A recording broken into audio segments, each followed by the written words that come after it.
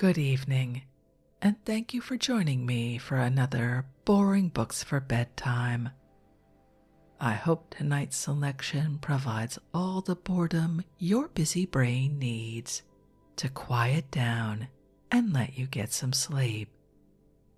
Before we begin, I'd like to give a special shout out of thanks to some new members of our Patreon family: John, Billy, Tingy, Sharon, JV, and Alice.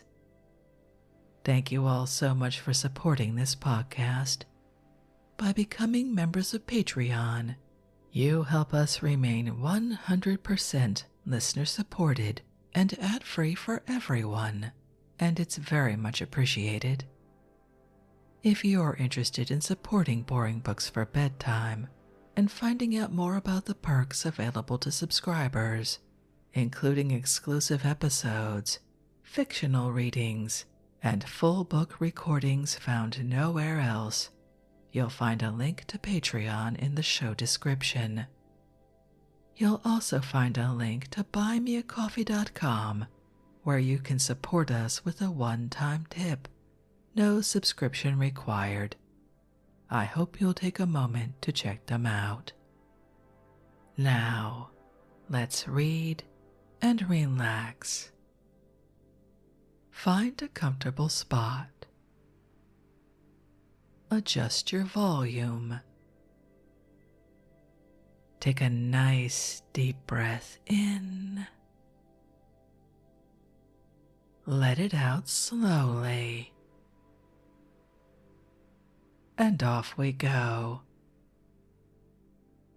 Tonight, let's relax with the conclusion of a work about cozy living. We're reading Cottages, or Hints on Economical Building, containing 24 plates of medium and low-cost houses contributed by different New York architects, together with descriptive letterpress giving practical suggestions for cottage building. Compiled and edited by A.W. Bruner, architect. To which is added a chapter on the water supply, drainage, sewerage, heating and ventilation, and other sanitary questions relating to country houses, by William Paul Gerard, C.E. First published in 1884. By William T. Comstock, 6 Astor Place, New York.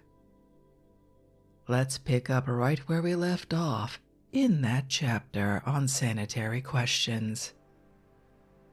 Let's begin. Pipes for conveying water to the plumbing fixtures may be of drawn lead or tin-lined lead or of block tin. Wrought iron is used extensively, either plain or galvanized or enameled. Rubber-coated, glass-lined, and tin-lined wrought iron pipes are also made, but are too expensive for ordinary use. Drawn lead pipe is a material possessing many merits, and hence it is used extensively.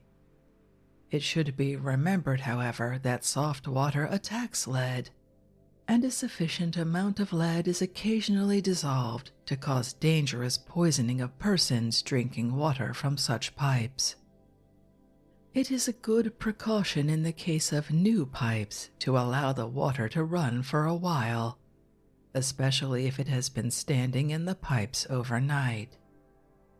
Tin-lined pipes, although more expensive, are much safer for use, but great care must be taken in making joints in such pipe, lest the tin be removed at the joints. Tin-lined, as well as block tin pipes, should always be used as suction pipes in wells and cisterns, in preference to ordinary lead pipes. Plain wrought iron pipes rust quickly, especially if not constantly kept full of water. Water conveyed through them is apt to make iron stains in the washing. A further disadvantage is the frequent choking up of the smaller sizes through rust. Pipes coated with some kind of enamel are better and safer, provided care is taken in making the joints properly. Plain wrought iron pipes, made rustless by the Bauer-Barff process, have lately been used and promise to show good results. Wrought iron pipes are largely used, protected with a coating of zinc, and such galvanized pipes may be safely used, for although water dissolves and is often found to contain salts of zinc, which are poisonous in large amounts, dilution makes them practically harmless. A more serious objection to galvanized pipes may be the fact that the zinc coating, unless applied with great care, soon wears off and ceases to protect the pipe against rust. Copper tubes lined with tin are occasionally used, but are expensive and troublesome to put up. In some of the eastern states, drawn seamless brass tubes are used for hot water pipes. Their only advantage over lead would seem to be their neater appearance and less liability to sag, although changes of temperature affect brass pipes by expansion and contraction, causing leaky joints. Brass pipes, if used for drinking water, should be tinned on the inside. It is important to arrange all water pipes so that they can be completely drained or emptied when the supply is shut off. Pipes running on outside walls should be suitably protected against frost. It is recommended, even in the case of the smallest buildings, to have a plan showing the exact size, material, and location of all water pipes, stopcocks, faucets, cisterns, etc. All pipes should be kept accessible and, wherever possible, in sight. The supply for drinking purposes is often purified by means of domestic filtration. This is especially desirable with cistern water. Domestic filters should act not only as strainers by removing suspended impurities, but they ought also to act chemically by oxidizing a part or all of the dissolved organic matter. Various materials are used for domestic filters, amongst them being sand, sponge, flannel, cotton, animal charcoal, and spongy iron. Nothing is more erroneous than the supposition that a filter once started will continue to act without further attention forever. Whatever the filtering material may be, it should be frequently cleaned and aerated and renewed from time to time. It must therefore always be easily accessible. Most small filters to be screwed to faucets on the supply pipe are made reversible, and if this operation is regularly performed, they work quite well, although their action is of necessity largely mechanical. Larger filters are connected by means of a hose or a pipe with the pressure supply, and these too answer well, provided they have an arrangement for periodical reversing of the direction of the filtering current. Other filters are portable vessels to be filled by hand. Filters are also placed in cisterns or at the end of the suction pipe in wells or cisterns. A good plan is to build into the cistern a partition wall, establishing a small chamber in which the suction pipe is placed. The dividing wall is built with courses of brick, some of which, being laid dry, act as strainers. This arrangement, it need hardly be said, wants periodical cleaning as much as any of the household filters. A serious and all-important matter is the question of removal and disposal of the household wastes. We will assume, as is the case in 99 out of every 100 isolated country dwellings, that there are no sewers in the streets, and that a discharge into a large creek or stream, or into the sea, is not feasible. The common practice is to build a leaching cesspool if the soil is at all porous.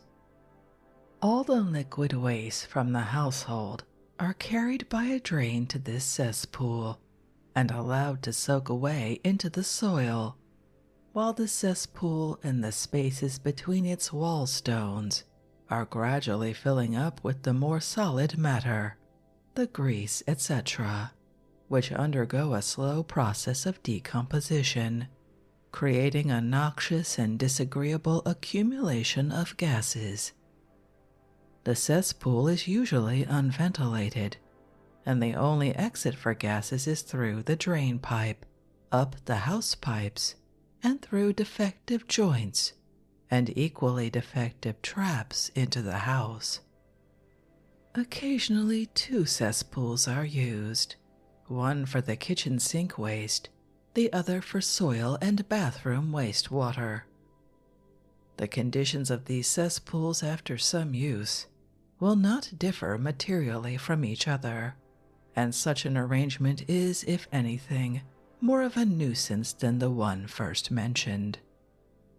The smaller the house lot, the greater is the danger from a cesspool. No leaching cesspool should ever be placed nearer to a dwelling than 100 feet.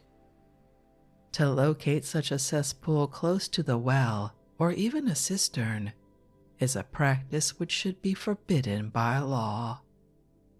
A cesspool or sewage tank, if required, should be built thoroughly tight, tighter even, if this were possible, than a cistern.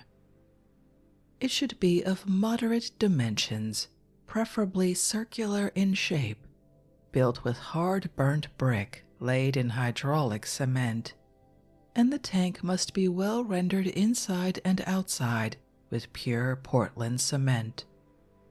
The tank should be arched over and covered with an iron cover. It must be emptied, cleaned, and disinfected at frequent intervals, and it should be at all times well ventilated by a pipe carried up to a good height above ground. If possible, the cesspool should not be located in a direction from the house of the prevailing winds.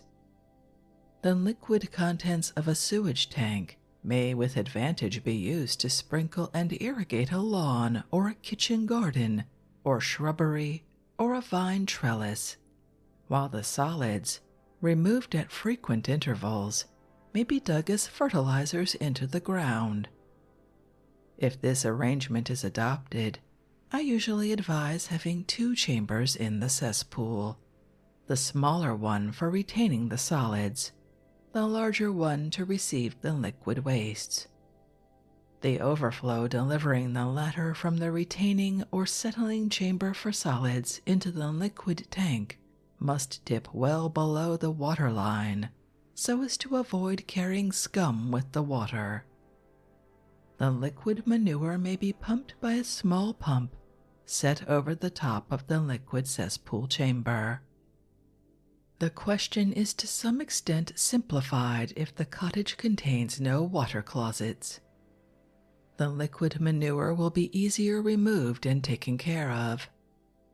The usual and much to be condemned substitute for a water closet is a privy located close to or at a distance from the house. It rivals with the leaching cesspool in nastiness and danger to health. It pollutes the soil, taints the water in the well, and contaminates the air of the neighborhood. A privy must always receive unqualified condemnation. There are cheap and cleanly substitutes for it, such as the various apparatus known as earth or ash closets. While I should hesitate to recommend placing an earth closet inside a cottage, except for the use of invalids, it is very easy to arrange it so as to be quite near the rear part of the house, accessible from it by a not too conspicuous, well-covered, shady, dry and sheltered walk. The shed in which the earth closet is placed should be well built, strong and tight, and preferably plastered, so as not to be too cold in winter storms, but also sufficiently ventilated. A simple earth closet is illustrated in the writer's book, Hints on the Drainage and Sewerage of Dwellings. More expensive closets with mechanical apparatus for throwing a fixed quantity of earth after use are sold and generally give satisfaction if used intelligently, although plain earth closets answer well in the case of inexpensive cottages. With cottages provided with earth closets, the earth manure can be advantageously used in the kitchen garden, or else it may be disposed of to neighboring farmers. The disposal of slop water, kitchen and chamber slops, may be effected where there are grounds about the house, sloping somewhat away from it by subsurface irrigation, consisting in placing a series of common 2-inch drain tiles in parallel lines about 10 inches below the surface of the ground, and distributing the sewage water intermittently through such a network of pipes into the ground, where it is acted upon by the vegetation and purified by the earth acting as a filter. The details of this system, which answers better than any other known method of disposal for isolated country dwellings, are given in the author's book quoted before.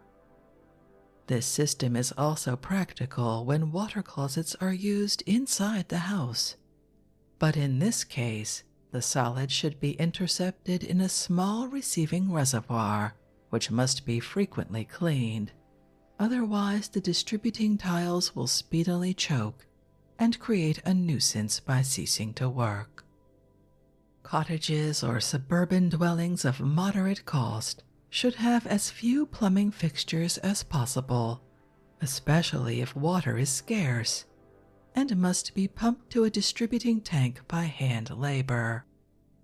Where there is a system of service pipes, tanks, and fixtures, there will be more or less outlay for annual repairs, besides the frequent annoyance of apparatus getting out of order, or refusing to work, or freezing up and bursting. It is certainly much cheaper to have a properly managed earth closet and to confine the plumbing in the house to a kitchen sink, a force pump, a tank, and a kitchen boiler. Certain advantages, however, of an indoor water closet as regards comfort, convenience, and health must be conceded. A bathroom with a plain bathtub is also a great convenience and an important aid to bodily cleanliness. It pays well to arrange for it, even where one must forego the luxury of a good water closet. If means are not available for a system of hot and cold water pipes, the bathtub may be filled by pails. A small slop sink or slop hopper for removing chamber slops is also useful and facilitates the work of servants. Both sink and tub may be arranged in one room, which should have plenty of ventilation and direct light by large windows to the outer air. Even the smallest cottage must have a plain kitchen sink. Where the kitchen is large, a set of laundry tubs may be arranged close by the sink. In larger dwellings, a special room is generally set aside for laundry purposes next to the kitchen or below the kitchen in the basement, and hot water from the kitchen boiler is generally available. If a bathroom is wanted, with a water closet and a bathtub, and all necessary amount of hot and cold water pipes, waste and vent pipes, let the arrangement be as plain and as open, which does not necessarily mean unsightly, as possible. Keep all pipes outside of walls or partitions. Have them where you can constantly see them, and lay your hands on any stopcock or other plumbing detail if necessary. Dispense with woodwork as much as possible. Arrange every fixture, especially the sink and the water closet, open to inspection and accessible to the dust brush and wiping cloth of the servants. It is important, for the sake of economy as well as on account of plain and straight arrangement of pipes, that the bathroom should be as nearly as possible directly over the kitchen, so that one waste pipe and one line of vent pipe may answer for both. A little skill and foresight in planning will usually accomplish this desirable feature. Let the kitchen sink be of plain cast iron, the laundry tubs of wood, or better, of slate, the bathtub of wood, lined with 14-ounce copper, and select a good earthenware flushing rim hopper with supply cistern. Of course, there is more expensive, more durable, and handsomer plumbing apparatus sold. But fixtures, if well set, answer all practical requirements of a small home. The water closet should be arranged with so little woodwork as only a seat resting on cleats, the closet itself standing on all sides free on the floor. This may be finished in hardwood or covered with oilcloth or with slate slabs. A closet thus arranged answers well for pouring out chamber slops and for use as a urinal. For further details on plumbing fixtures, see the author's books on the subject. Here are a few approved rules on house sewerage, so far as they relate to plain cottages. The main house sewer outside the building to be of strong, well-burnt and glazed vitrified pipe, circular in section, 4 inches in diameter, laid in straight lines, or with curves of large radius at changes of direction. Joints to be made with pure Portland cement. It is important that no cement remains on the inside of the joint. The bottom part of each pipe should be tightened with particular care, the drain to be firmly laid at the bottom of the trench if necessary on a bed of concrete. Grooves should be cut for the pipe sockets. The depth of the drain should be about 3 feet. Junctions to be made with Y branches. Inclination to be, if possible, 1/2 inch to the foot. Wherever grades are very flat, provide some simple and inexpensive flushing apparatus at the head of the house sewer. All the pipes inside the house to be thoroughly gas and watertight and well flushed and ventilated. The house sewer inside the dwelling, to a point 5 feet outside of the house walls, to be of heavy iron pipe, of cast iron if kept below the floor, of wrought iron or cast iron if run along the cellar wall or ceiling. Provide a sufficient number of access holes for inspection and for removing stoppages. The soil pipe or waste pipe to be of heavy tarred cast iron with well-caulked lead joints, or of asphalted wrought iron with steam-tight screw joints. Pipes to run as straight as possible from the cellar to the roof and to be continued full size, at least 2 feet above the roof. Mouth to be left wide open. Size of soil pipe 4 inches, of waste pipe 2 inches. Provide a running trap on line of main house sewer, inside or outside of the house. Arrange a 4-inch fresh air pipe at the house side of such trap. Run preferably some distance away from the house and hidden from sight by shrubbery. Branch waste pipes from fixtures to be of heavy lead pipe 1 1/2 inches diameter. Joints between lead and iron pipe to be made with brass ferrules or brass screw nipples. Each fixture to be separately trapped near its outlet by a self-cleansing and secure trap.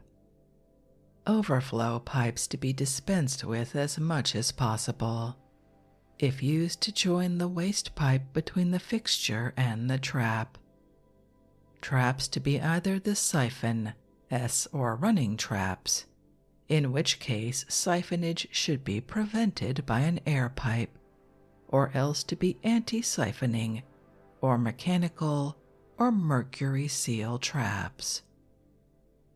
The question of how to warm our cottage will depend, in the first place, upon the climate and locality of the proposed dwelling, and furthermore upon its exposure.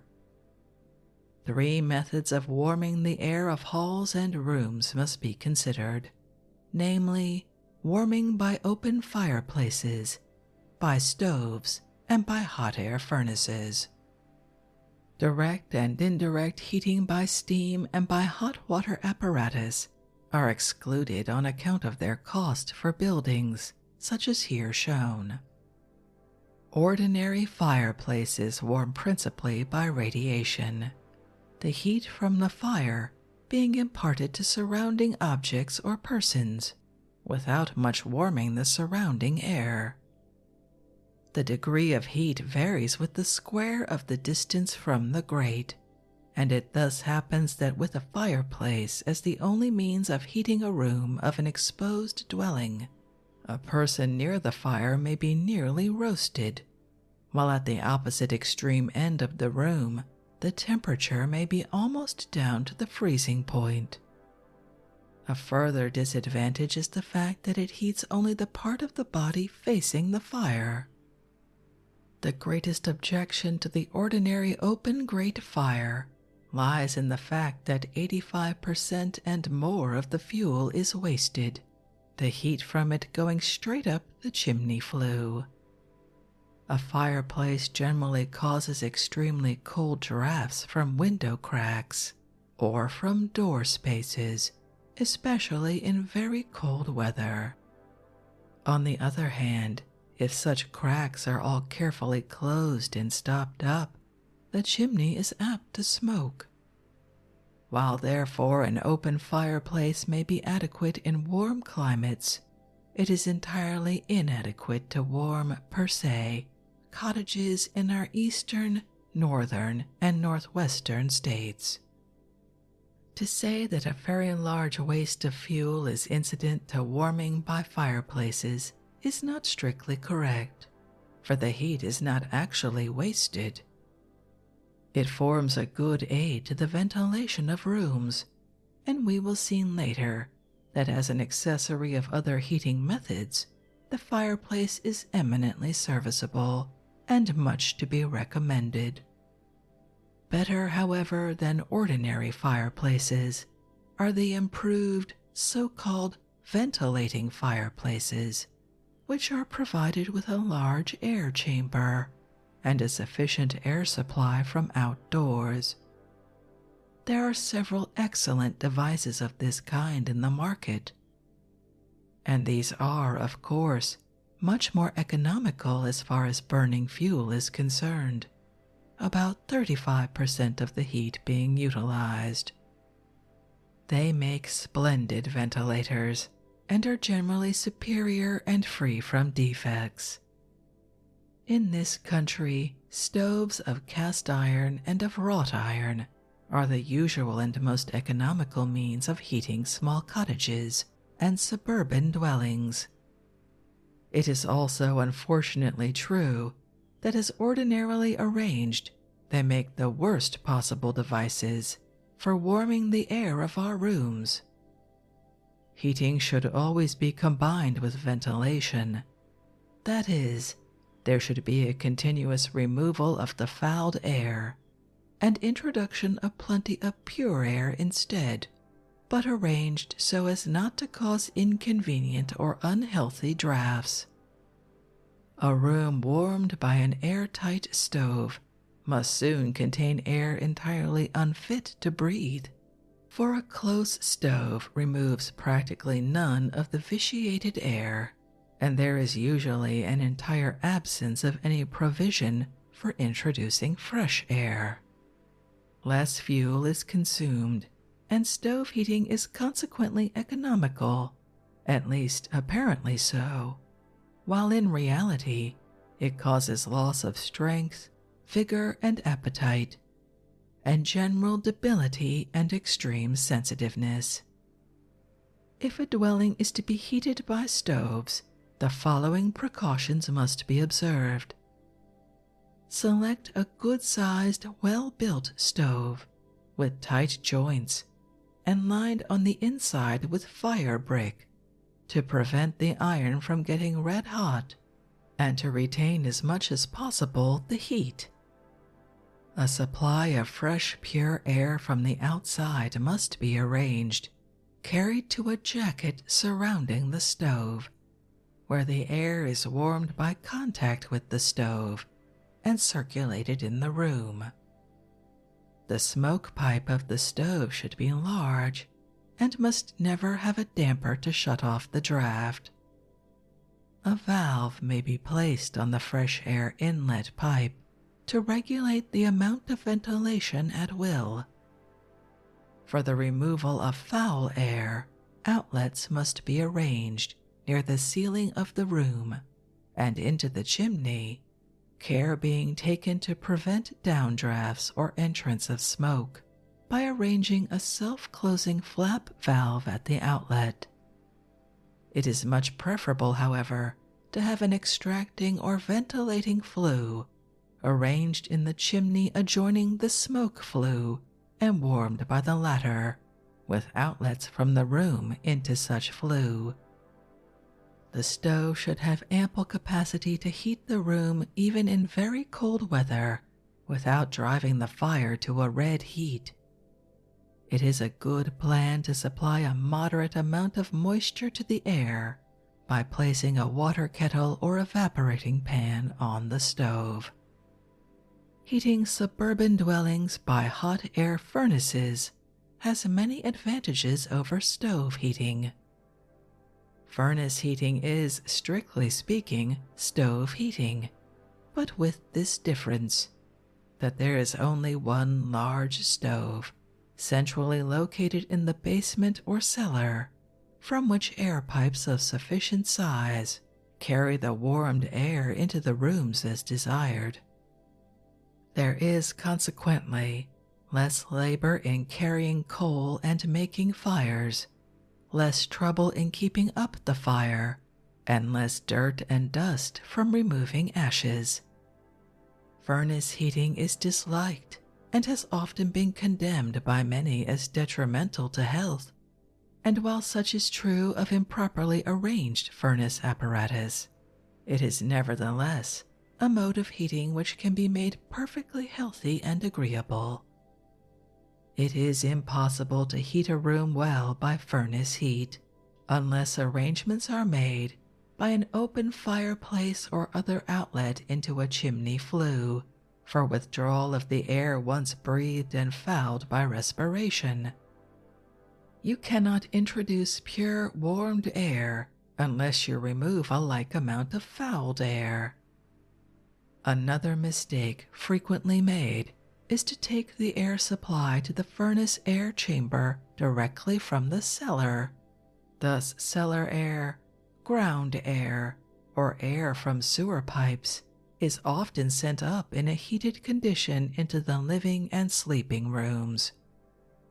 If warming by a hot air furnace is decided upon, care should be taken to select from the innumerable patterns in the market a good furnace. The furnace should be of the best quality of material of its kind, either cast iron, wrought iron, or soapstone, and of a good size, for if the furnace is small, it will be overheated in extremely cold weather, which is very objectionable, as it renders the air less fit for breathing, and is liable to cause cracks in cast iron and loose joints in wrought iron furnaces. The furnace must be well constructed. The pot must be lined with fire brick to prevent the rapid burning out of the iron. The joints must be few in number and perfectly tight, and this must be made the subject of a special examination.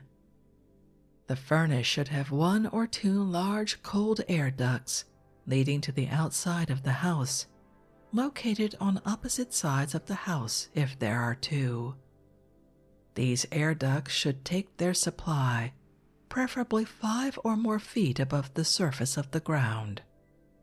A slide valve must be arranged in the cold air box to regulate the amount of incoming air, and where there is danger from impurities in the air supply should be filtered through a loose cotton filter. At the mouth of the air box, place a wire netting to prevent rats or other animals from entering. The box should be constructed of well-dried wooden plank with closely fitted joints. Better, although more expensive, is a galvanized sheet iron air duct. It is advisable to carry the cold air box along the ceiling of the cellar where it is in sight, and not below the ground, where it may and often is filled with groundwater or pools of sewage from broken cellar drains. The size of the fresh air inlet should be equal in area to the aggregate sum of all hot air flues leading from the air chamber into rooms. The fresh air should be kept tolerably moist by arranging an evaporating pan kept constantly full of water in the air chamber of the furnace. The furnace must be arranged as centrally as possible, so as to make the horizontal hot air flues short, for in these the velocity of the air current is reduced by friction, especially if the flues are small. The hot air flue should preferably be kept on inside walls and must be as direct as possible and of ample capacity. The inlets or registers for admitting warm air into the room should not be in the floor, for it is unhealthy to stand over them. Moreover, they form receptacles of dirt and dust and are unsightly in the floor. The inlets should be placed in a side wall.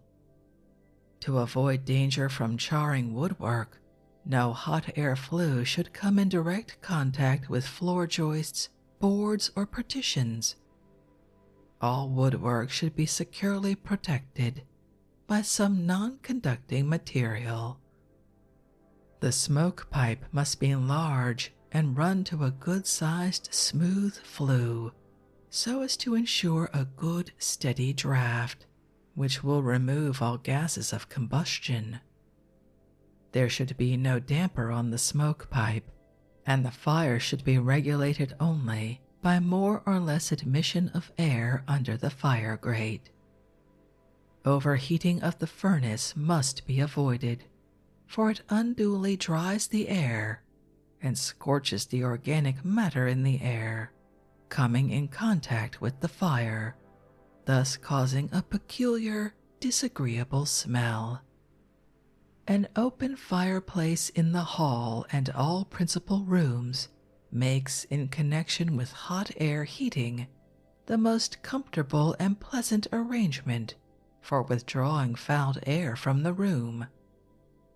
With the air of the room introduced at a warm temperature, the radiant heat from the fireplace is particularly invigorating and comforting.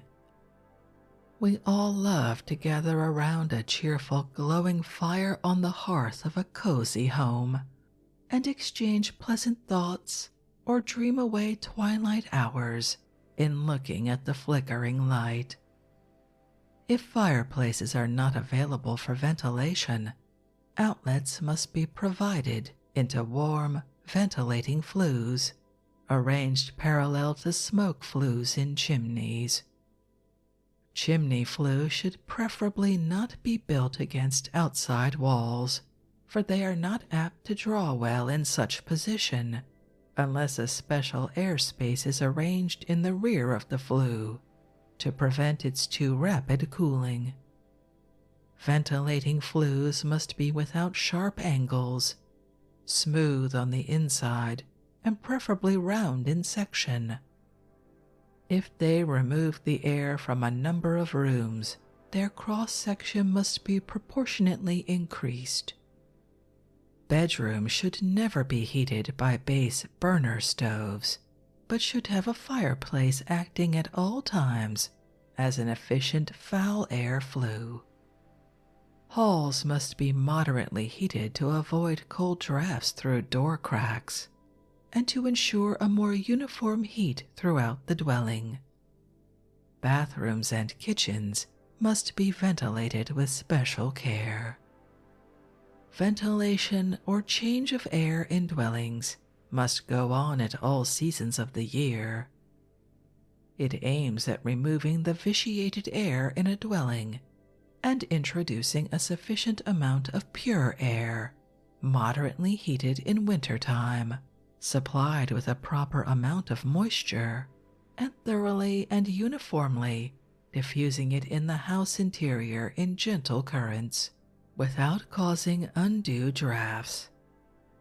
Drafts are dangerous to health because they rob the human body too suddenly of a part of its heat. In summertime, ventilation is happily and easily accomplished by opening doors or windows, and by occasional air flushing by creating cross currents through rooms. Fireplaces should not be covered up in summer by fireboards. In wintertime, ventilation should always be combined with heating. In the spring or fall of the year, we often content ourselves with a small wood or coal fire on the hearth, and in such a case, the easiest way to provide for incoming fresh air is by admitting air through the windows, directing the cold current to rise up to the ceiling. This may be done by lowering the upper sash and raising the lower one slightly, not enough to leave openings at top and bottom. A better way is, of course, to have a ventilating open fireplace, such as the fire on the hearth stove or other apparatus. The so-called spontaneous or accidental ventilation by air-penetrating walls cannot practically establish a sufficient change of air. Its effect is very much reduced by papering, painting, plastering on the inside, and by treating the outside walls by some waterproof process, as is frequently done as a protection against driving rains. For details on ventilation, amount of cubic space in rooms, amount of air supply required, proper position of inlets and outlets, and other questions, we refer to larger handbooks on ventilation.